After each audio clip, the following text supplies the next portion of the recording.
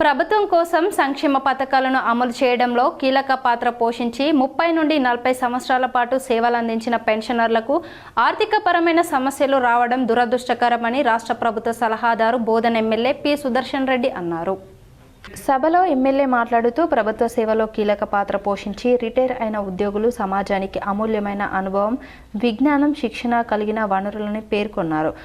ప్రభుత్వం నడిచే ప్రతి శాఖలోనూ తమ సేవతో ప్రజల జీవితాలను సానుకూలంగా మార్చిన వారే పెన్షనర్లు అని అభివర్ణించారు. అదే సందర్భంలో ఆయన ప్రత్యేకంగా పిలుపునిస్తూ అన్నారు, రిటైర్డ్ ఉద్యోగులు సమాజానికి ఆదర్శం. మీరే నేరుగా కార్యాలయాల్లో పనిచేయకపోయినా సేవ మనసు మాత్రం ఎప్పటికీ ఆగకూడదు. పెన్షనర్స్ అసోసియేషన్ ఆధ్వర్యంలో ఆరోగ్య శిబిరాలు, అవగాహన కార్యక్రమాలు, పర్యావరణ పరిరక్షణ, విద్యా సహాయం, సేవ కార్యక్రమాలు తరచుగా నిర్వహించాలి.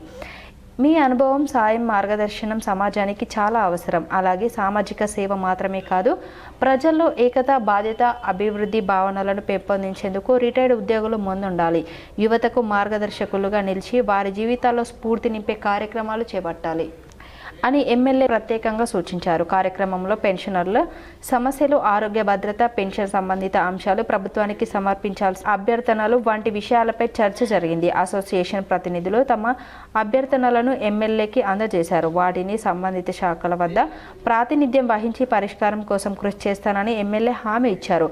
మహాసభలకు అసోసియేషన్ అధ్యక్షులు, కార్యదర్శులు, జిల్లాలోని వివిధ శాఖల రిటైర్డ్ ఉద్యోగులు పెద్ద సంఖ్యలో హాజరై కార్యక్రమాన్ని విజయవంతం చేశారు. ఫైనాన్షియల్ పొజిషన్ ఎంత బ్యాడ్ ఉందంటే చాలా బాధగా ఉంది. ఆయన రేవంత్ రెడ్డి గారు యువకుడు చేయాలని తపన. మేమే కూర్చొని పీజెస్ అన్ని 7 lakhs స్టూడెంట్స్ జూనియర్ కాలేజ్ గానీ, ఇంటర్మీడియట్ గానీ అన్ని పీజెస్ ఫేజులు ఇచ్చాం. అదే విధంగా ఫుడ్ చార్జెస్, ఈ విధంగా డబ్బులు లేకుండా ఏదో ఒకటి చేసుకుంటా ఇస్తా ఉన్నాం. గతంలో లేక మీరు మన ప్రజలకు ఏదైతే ఎంప్లాయీస్ సేవలు చేస్తా ఉన్నారే వాళ్ళకు ఆ రోజుల్లో లేట్. ఈ విధంగా ఒకటి సెట్ చేసుకుంటూ వస్తున్నాం. మీకు కూడా చెప్పారు ముఖ్యమంత్రి గారు, కానీ మంత్లీ 8,800 crores సిస్టమ్ అని చెప్పారు.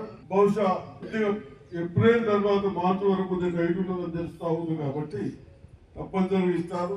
నేను నిన్న చూశాను, మన డిస్టిక్ లో కీర్తి చేతులు రాజశేఖర రెడ్డి గారు ఉన్నప్పుడు అక్కలు చెల్లెలు బాగుపడాలి, పని చేసుకోవాలి అని అప్పుడు స్కీములు పెట్టి డాక్రా సంఘాలకు